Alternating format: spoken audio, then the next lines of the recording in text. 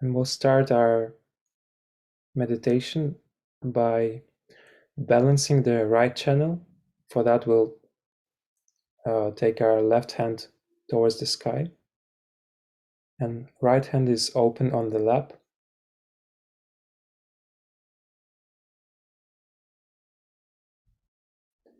And we'll just inside request our Mother Kundalini to balance our right channel, to remove all the excessive heat and all the unnecessary thoughts and anything that disturbs our attention. In this state, we'll meditate for a few moments, keeping our attention on top of our head and on the right palm.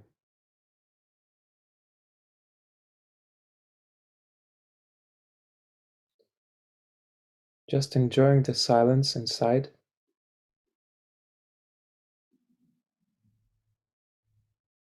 And if any thoughts are coming, just don't interact with them, just witness them come and go.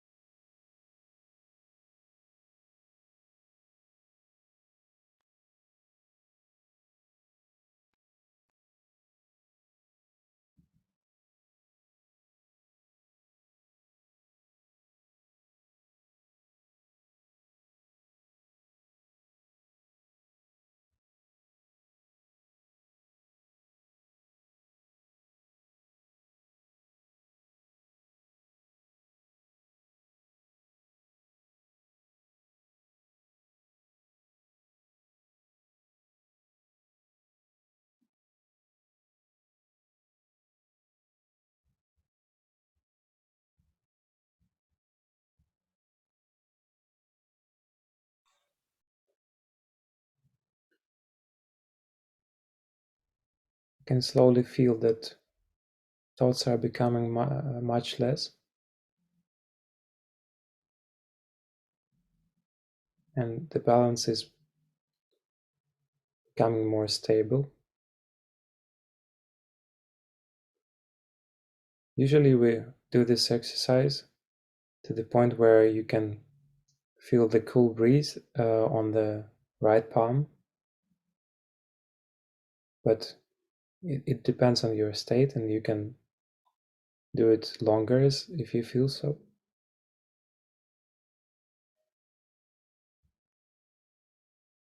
So let's take a few more moments.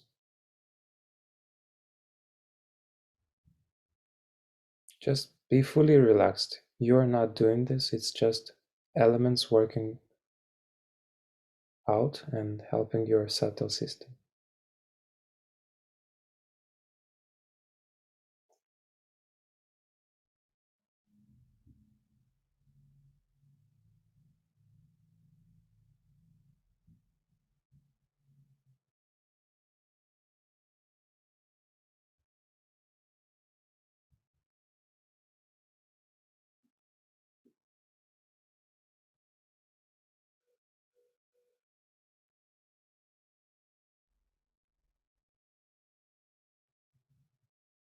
Great, now we can put our left hand back on our lap, and we'll take our right hand and put it towards the earth or the floor. This way we're gonna clear our left channel, balance our left channel. Again, we kindly request our energy Kundalini. Mother, please balance our left channel. Remove all the over emotionality, all the depression, laziness, all the passiveness, all the thoughts and worries about past.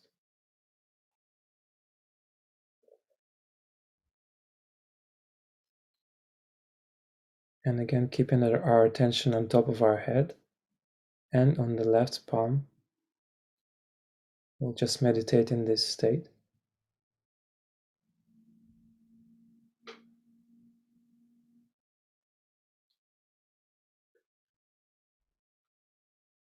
For the left channel, we are using mostly the earth element.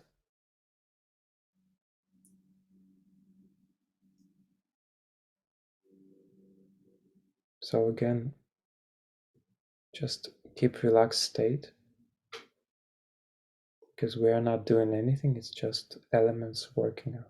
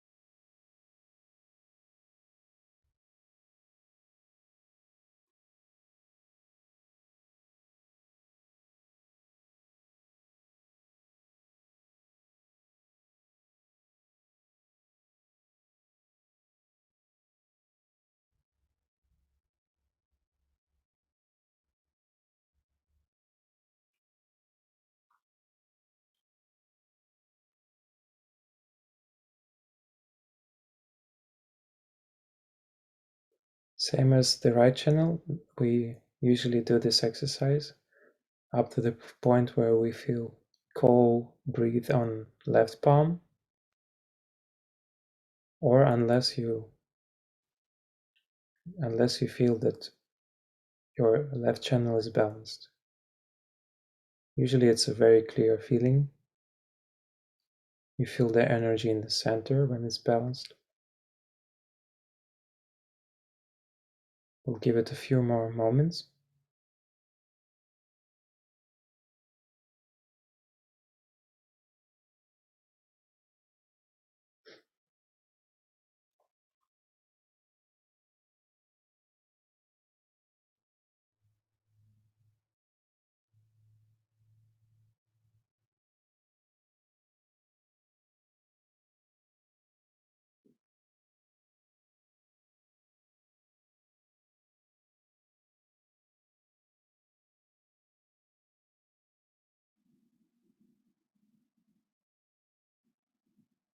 Great, we can put our hands back on our lap, open.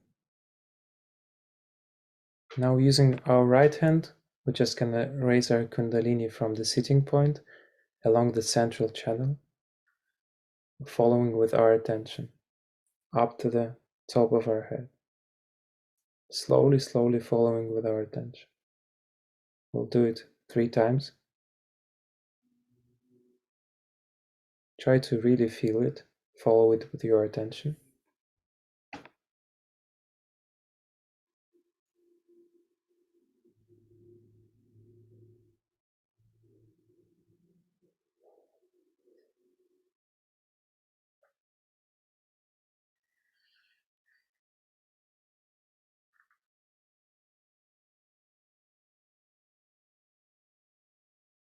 And on the 3rd time, we can put our right hand on top of our head, and we'll do a small massage. We can apply a little bit of pressure, and we'll do it clockwise.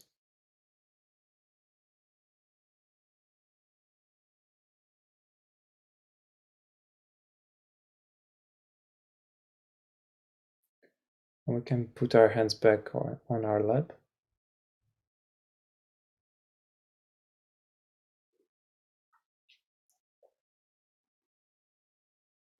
We can keep our eyes closed.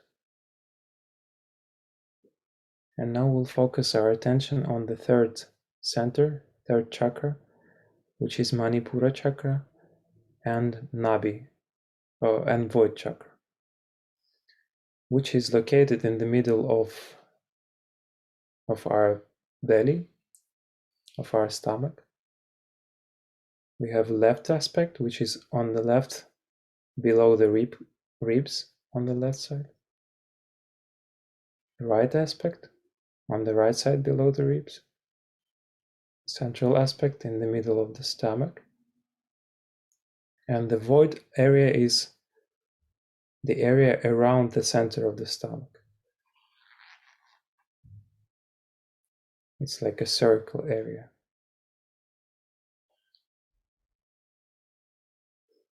So Nabi Chakra is a very important chakra to our ascent and for our meditation. Left aspect of Nabi Chakra is usually related to our household, to our satisfaction, to our seeking comfort, and relationships in the family.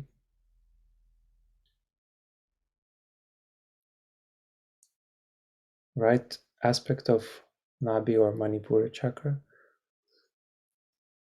is fully responsible for our attention and how pure and stable our attention is, and is represented by the liver in our physical body. Also, this center is responsible for our dignity, self-respect, and respect to our other people. And the central aspect basically integrates all this, left and right channels, and gives us a harmonious Nabi chakra. So let's focus first on the left aspect. We'll put our right hand below the ribs on the left side. The left hand will be open on our lap. And we'll just hold it there with our attention on this center. We'll just hold it there for some time. And we can request our energy Kundalini. Mother, please purify and strengthen my left Nabi chakra. Mother, please make my left Nabi balanced and strong.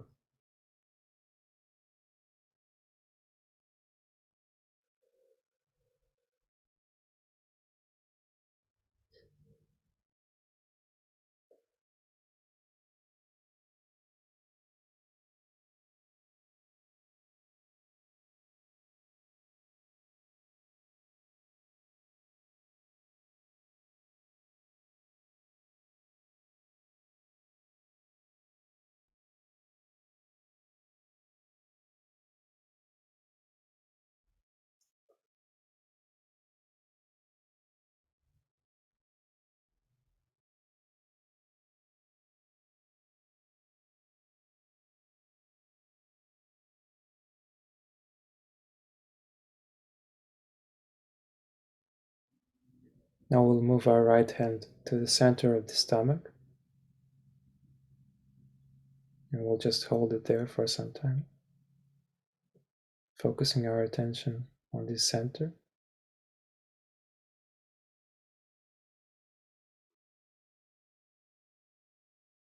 And we can request our Kundalini.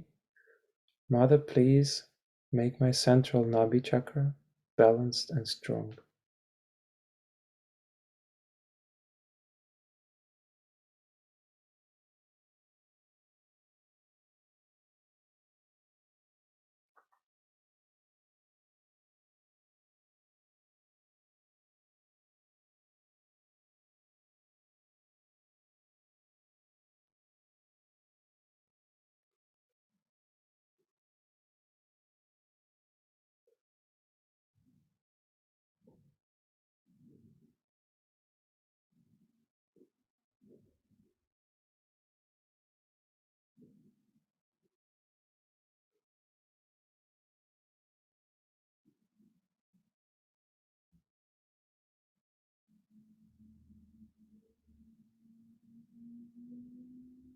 Great. Now we can put our right hand back on our lap, and we'll use the left hand to put it on the right side below the ribs. And we request our Kundalini, Mother, please cool down my liver, cool down my right Nabi Chakra, and make it strong and balanced. We'll hold it for some time.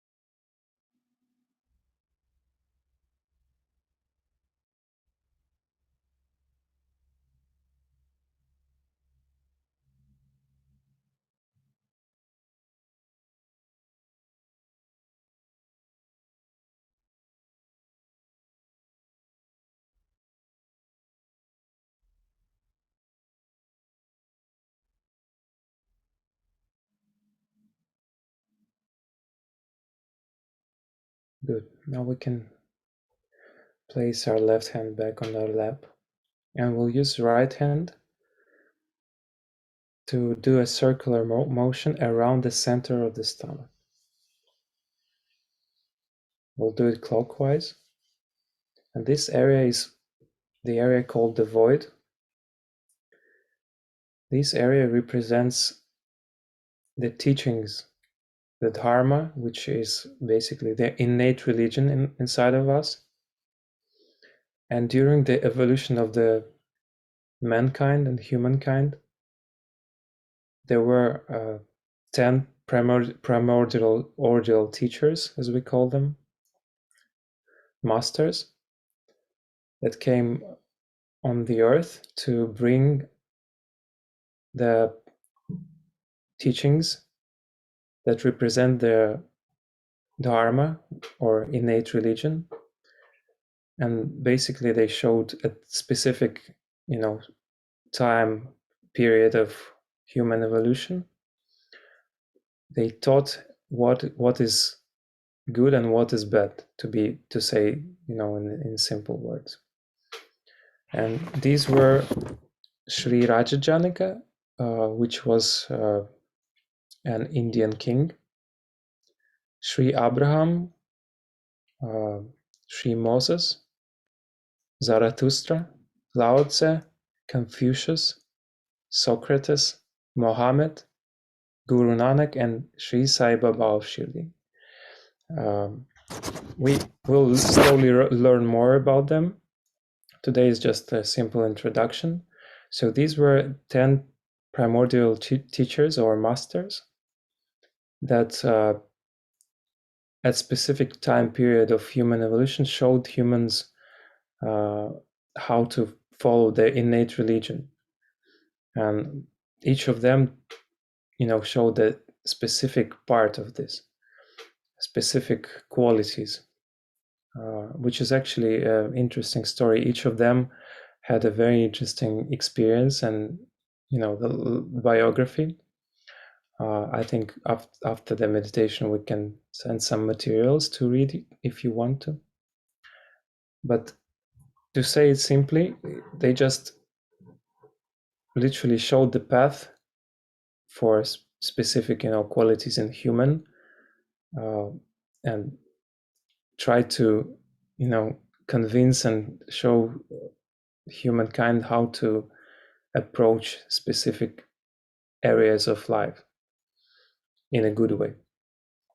So this area usually is connected to any kind of teachings that you either read or you practice during your life, and it tends to collect negative teachings as well, positive as well, and this area is usually affected by some false gurus that, if you read some books that have some false knowledge, which now, as you are realized, you can totally feel on your vibrations. So these areas usually affected by all kinds of teachings and practices or religions as well. After Futsok, we'll watch some small lecture of Shimataji where she touches this subject.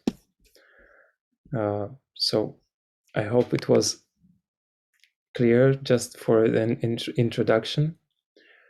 Now we'll just focus a little bit on top of our head before finishing the Futsok. And we'll just take a few moments of silence.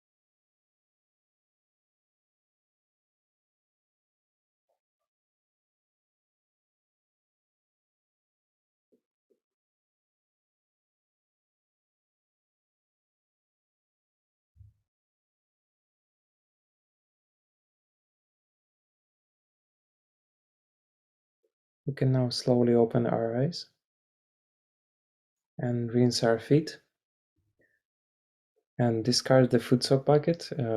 We'll take 2 minutes break for this and we'll continue after 2 minutes.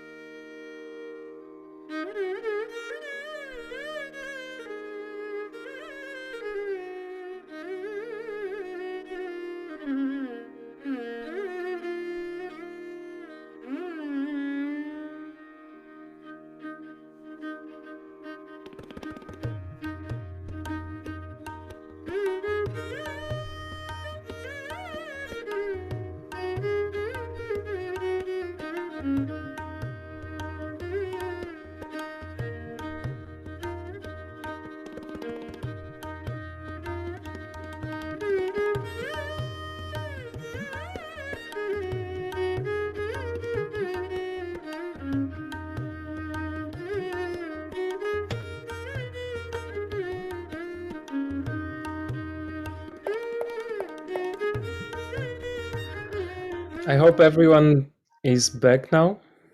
We'll just wait for some time.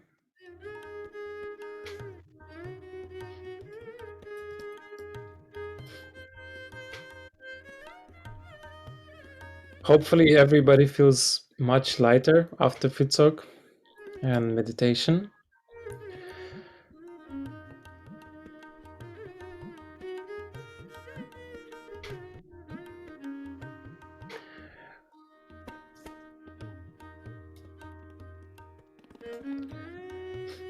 Yeah, and before we jump to Shrimataji's lecture, I will just add a little bit more information about the void, and I'll tell you honest, it's such a vast and very sophisticated area, I would say, because it covers a lot of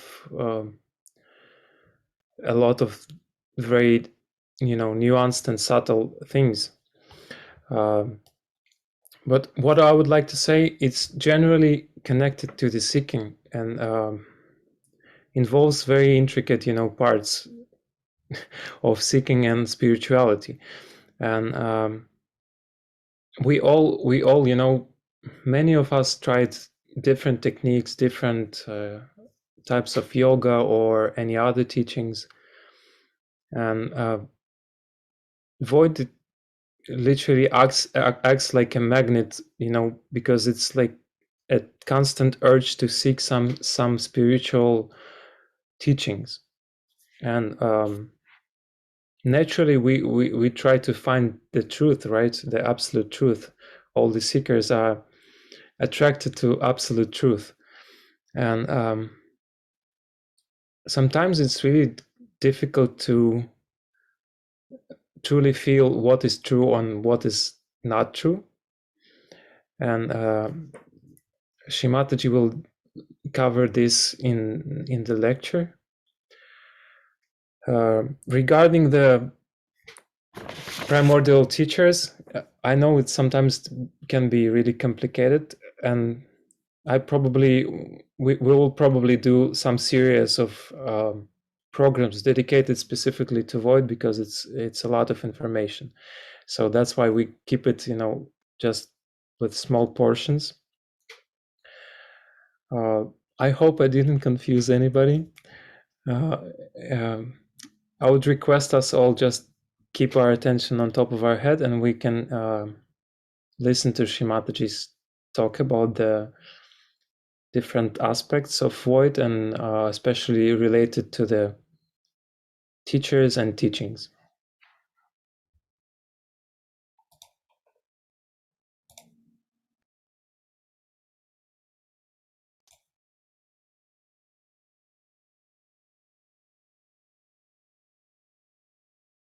Jyoti, will you play a talk?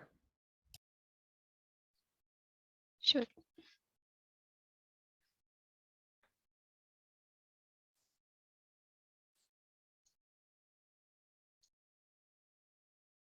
How do we recognize those teachers that you might call fraudulent from the real ones?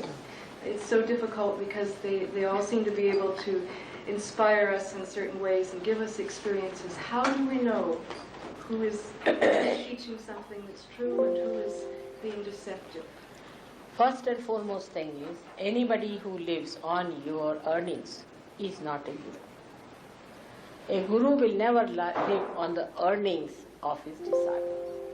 But here there are people who have built palaces, bought aircrafts and cars and this. I mean, this is something one should understand. It's so open to you to understand. I mean, I cannot understand more obvious thing that this one is. That it's a parasitic living, and you cannot have a parasites as your gurus. They can be parasites, but not your gurus. That's one of the things. And if you can, I mean, you can retain some people, If you want, because you are rich people, you can retain some. That's a different one. But you cannot have them as gurus. Guru has to be a higher personality. See? Now, you have seen Christ was such a great incarnation. He didn't take any money from anyone. He was a carpenter's son, and he used to do carpentry himself, and he lived like a modest man. He never lived with big cars and big houses. It's not necessary, because such a person is himself is a very big king, you see, like a big emperor. He doesn't need anything. An emperor doesn't need anything, because nothing can give him comfort except that he himself is in complete comfort. So such a person doesn't want anything. So you must see that such a person has no needs of comfort at all. He can sleep on the ground, he can sleep anywhere. Now, in this life, I should say I come from quite a wealthy family, or married to another wealthy man. You can say that way, according to your own relative idea. But to me, I can sleep anywhere. I have no problem. I have no problem of food, no problem of sleeping anywhere, no comfort. And I find it is beyond my self-respect to live on the earnings of others. It's not proper. But you are my children. Supposing now you bring a flower to me or something, it's all right. But I can't have a palace out of your money and all this. It's absurd, absolutely absurd. So this is one thing one should know, that it pampers our ego, that we can purchase our guru. We can purchase our self-realization. You see, this is a very subtle pampering, and that's how people accept. You see, they don't want to accept a person who says, who cannot offer anything, it's too much for them. Or maybe that, secondly, could be that people think that if you pay something, then you get attached to it, you go through it, whatever it is. Say you are paid for a ticket, and you find that the whole play is horrid, you can't bear it, but you have to go through it because you have paid for it. That's a human nature, you see. That's a human nature. I have seen that they do it. And that's what it works out. But this is very gross level, I'm telling you. But another should be that in these modern times it is promised that you will become prophets. You have to become prophets. So you must see, have you become prophets out of these? It's easiest is to see the disciples of this man. Any XYZ who says he's a guru. Now what is happening to the disciple? Is he a free person? Has he got any knowledge? Has he got any mastery? What has he achieved by being with that person? Now you have seen here there are Sahajogis, one better than the other. You talk to them, they are knowledge. Some of them have met me only for say 8 days or so, they have become knowledge. So what have they achieved, you should say? What is their style of life, their pattern of life, how they behave?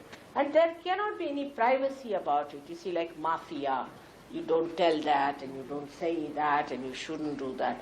Of course, in Sahaja Yoga, the truth is exposed gradually. But it is not like this that if you give some money, nobody knows. Everybody knows everything in Sahaja. You see, now supposing we have to build an ashram, say for example. All right, you build your ashram, you collect your money, do what you like and know about it. I have nothing to do with it. Also among yourself you should know how you got the money, how you spent it, what is the expense and all that. Because ashram you can pay for, but not for your realization. And this is one thing, it's very important, that what you get out of it is important. That you should become a prophet. Have you become a prophet? Then thirdly, you must know that if you are going from one to another, what we call guru shopping business, that means you have not found it. Otherwise you would just settle down. But some people are so weak that they do settle down with one and are finished with them. You must always see the people who go to these gurus, what have they got? Have they got that transformation? Because this is the age of transformation.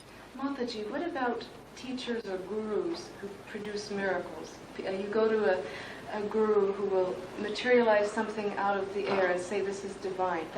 This is all jugglery. It's all jugglery. And also, you see, now supposing somebody says, I produce a diamond. Now these people come from India. Why don't they solve the financial problem of India?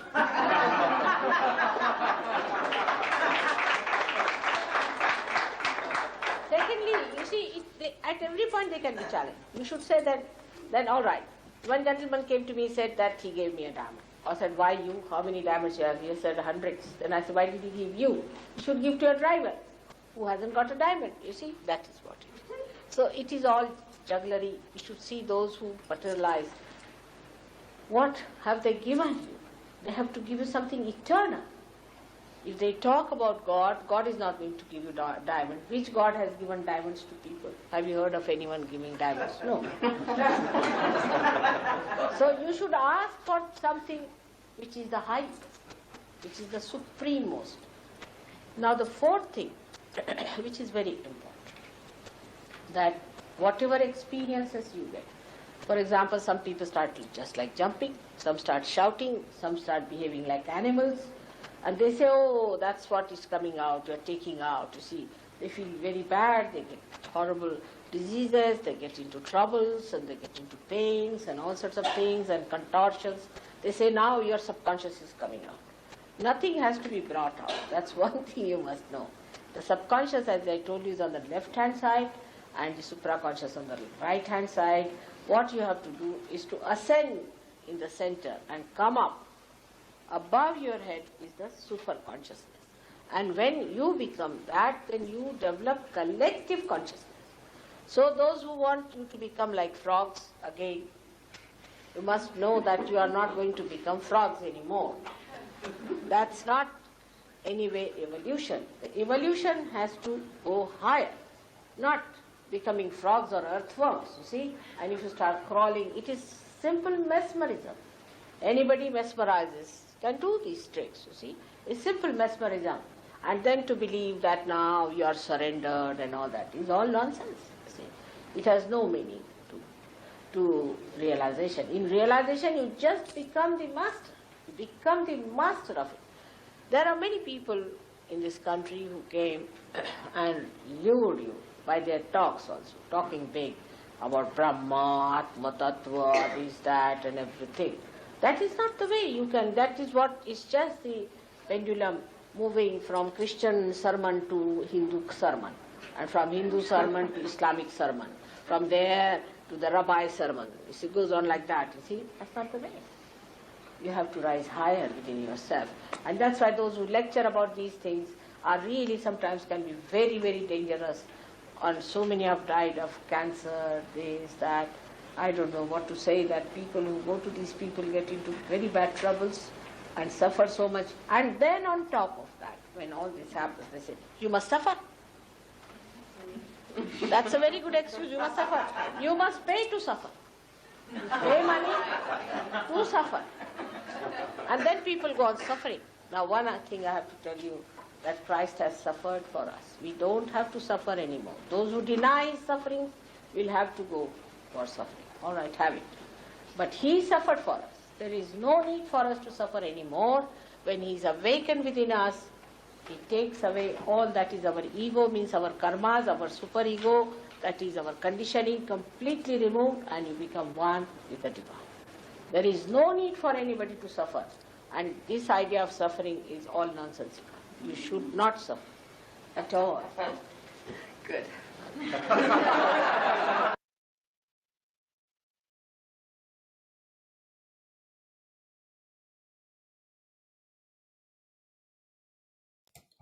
Let's just keep ourselves in silent meditation for just a few moments.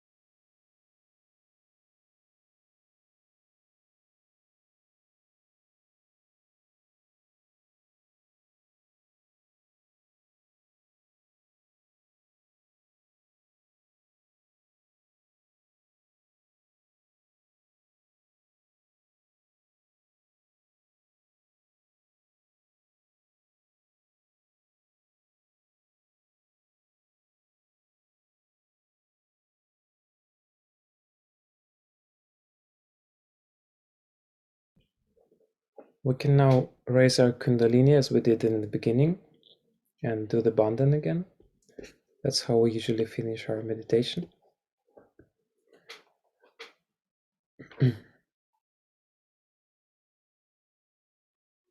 Slowly following with our attention.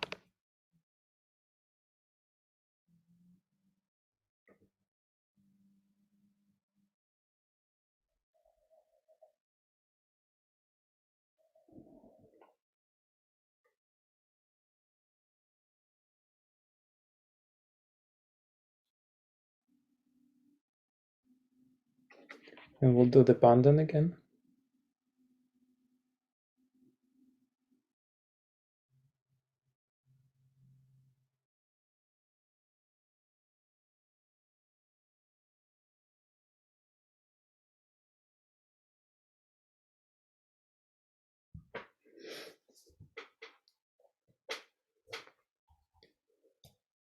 Great, we can now have a feedback session. Please feel free to turn on your video if you would like. And if you have any questions regarding the void or any other questions, please ask us. In this discussion, we'll be able to provide more information regarding the void and Nabi Chakra. So please talk to us as well.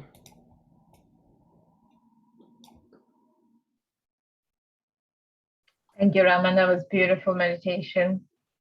Thank you. Yeah, Rita, maybe you would like to add something about void as well.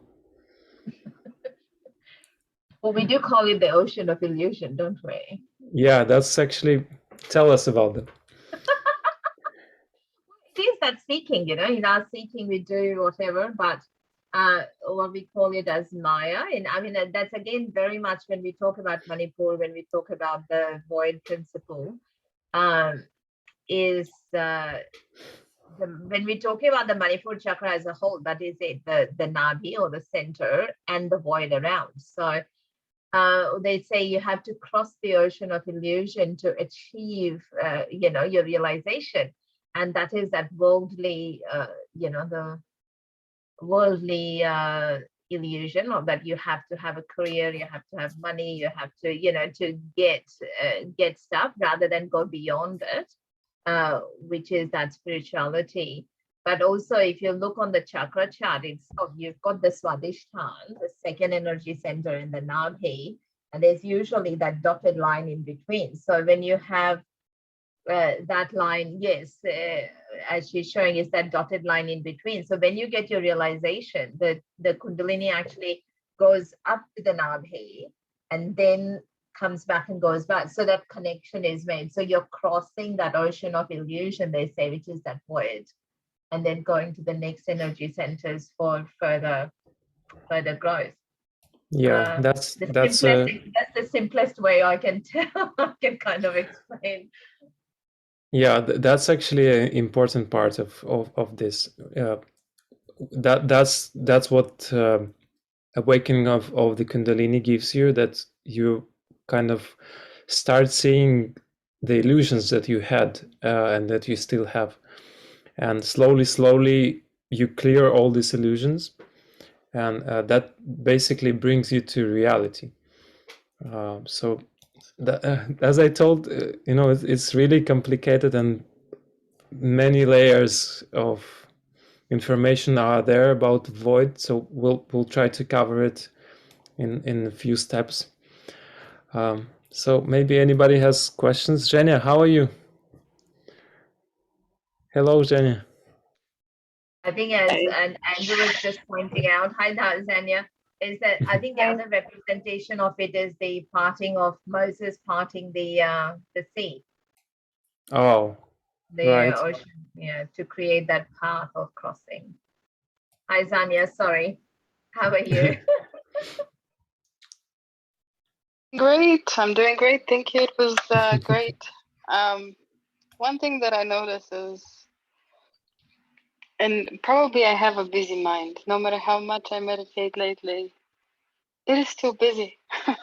So I find solace in a few, like in the pauses. There's a lot of I don't know, it's probably sounding too artificial, but it's like peace and wisdom, and literally I come back to myself when there's just silence.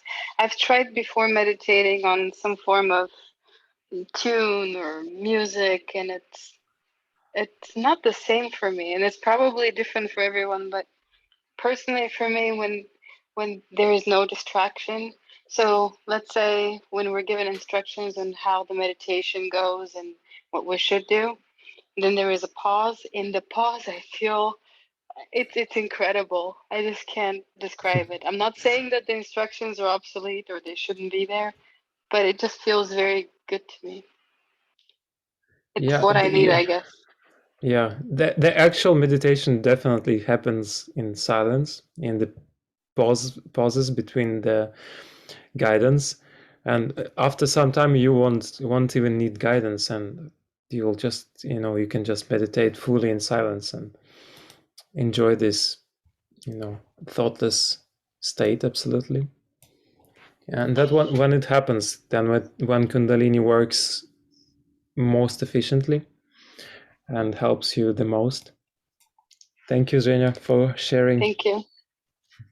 I think the second part of that, Xenia, was, as you were saying, if the mind is quite active or you're finding too many thoughts, ice pack on the liver is great. So when you sit down for meditation, when you're doing foot soaks, doing a cool water foot soak, again, as we're kind of bringing, cooling down the right side, so then you'll find the thoughts themselves will settle also. Yeah, that's very helpful actually. Thank you. I will try that. I've never tried it before. Thank you. Oh, really? Try it. No, not the ice pack. No, it seems too icy. No. I usually... I'll just show you. Hang on, I've got it all ready. Sure. Oh, you have an assistant. You have an assistant there. You have an assistant here.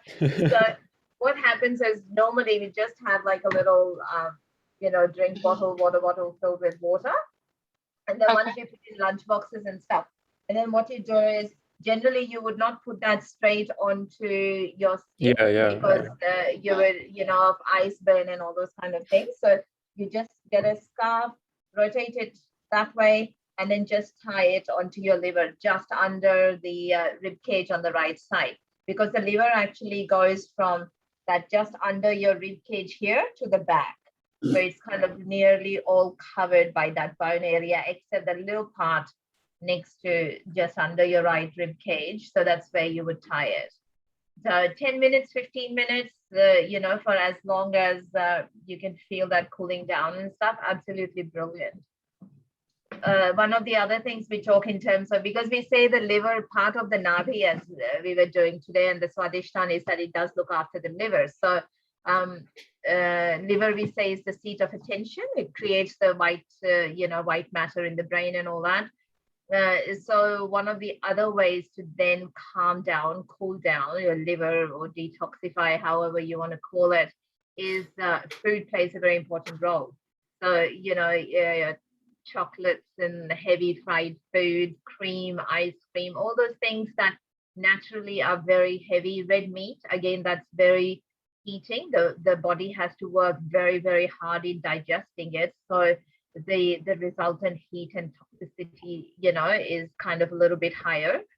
So you can kind of so those are things to avoid in terms of cooling. Otherwise, again, you've got other things that you can have used to help cool in terms of food, to cool the liver down. So, another technique, kind of technique to use to help cool the liver, settle your tension. Try that for a week and see how you go. Yeah, actually, I'm gonna send the liver diet that Shimataji recommended. Just give me a second, just as we speak. I appreciate it. Actually, in all honesty, today, after about a year, I decided to visit my acupuncturist, and he was talking to me about I Ching and my liver. So today, obviously, the topic is the liver. So all I'm saying is you're filling in the gaps. It's very spontaneous. It is. It is, and whatever he did with those needles, I don't know what this is, but exactly my liver started hurting. I'm like, nothing was hurting before I came. I just came for like a tune-up. He's like, well, now the energy is moving. So So yeah, I will definitely use the. I've never used the ice pack, but I have it in the freezer, so why not? I'll do it. yeah, try Do I it. need to uniquely do it during meditation, or you can Well, just do it throughout the day? It well, can be throughout, done anytime. Yeah. yeah, sometimes like when I've had a busy day at work or I'm kind of feeling that, I'll just have the ice pack. But again, as you're working, the attention is still on the Sahasrara. So, but when you're doing meditation, if you're feeling your attention is not settling, there's too many thoughts, then that's the best time to do, because you're also targeting, have your left hand also there. So you're kind of targeting the vibrations to help cool down. You're using that quality of ice, that essence, the subtle essence of the element there also. So it kind of works at a different level. But if you've had hot food, you've had that, you're kind of feeling agitated, anxiety, anger, all of those, just ice pack on the liver, 10-15 minutes, you really start feeling yourself kind of calming down. Thank Yeah, you. yeah. So I sent the liver diet. I hope everyone can see it in the chat.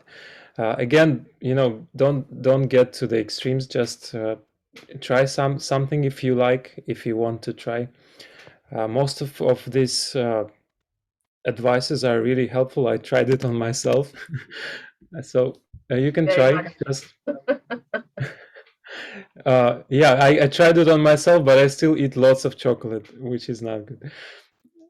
So just try it, on your daily life and just see how it works for you.